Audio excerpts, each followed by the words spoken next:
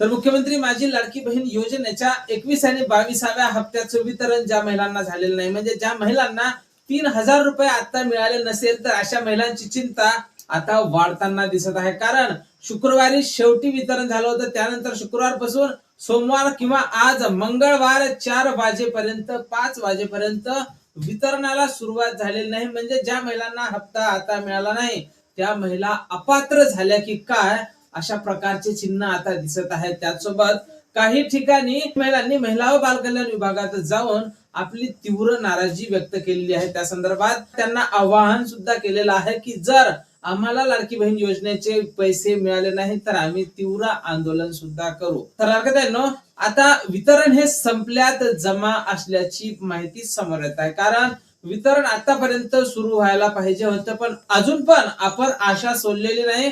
कारण लाखो महिला आहेत, जवळपास 1 कोटींच्या जवळपास महिला आहेत की ज्यांना हप्त्याचं वितरण झालेलं नाही. आणि एवढ्या मोठ्या संख्येने लाडक्या बहिणींना अपात्र करणं हे काही योग्य वाटत नाही. आणि एवढ्या मोठ्या प्रमाणात लाडक्या बहिणी अपात्र होतील असं तरी वाटत नाही, किंवा या गोष्टीवर माझा तर विश्वासच बसत नाही की एवढ्या मोठ्या प्रमाणात लाडक्या बहिणींना अपात्र करण्यात आलं की काय, हे सुद्धा पाहण्यासारखं असणार आहे. ते आम्ही या संदर्भात वरिष्ठांकडून वारंवार विचारणा करतच आहोत. जशी काही नवीन माहिती, नवीन अपडेट आपल्याकडे उपलब्ध होईल, सर्वप्रथम त्या संदर्भातला व्हिडिओ तुम्हाला आपल्या चॅनलवर पाहायला मिळणार आहे. त्यामुळे तुम्ही जर नवीन असाल तर नक्कीच आपल्या व्हिडिओला लाईक करून चॅनलला सबस्क्राईब करा. भेटूया पुढच्या एका नवीन व्हिडिओमध्ये महत्त्वपूर्ण माहिती सोबत. जय महाराष्ट्र.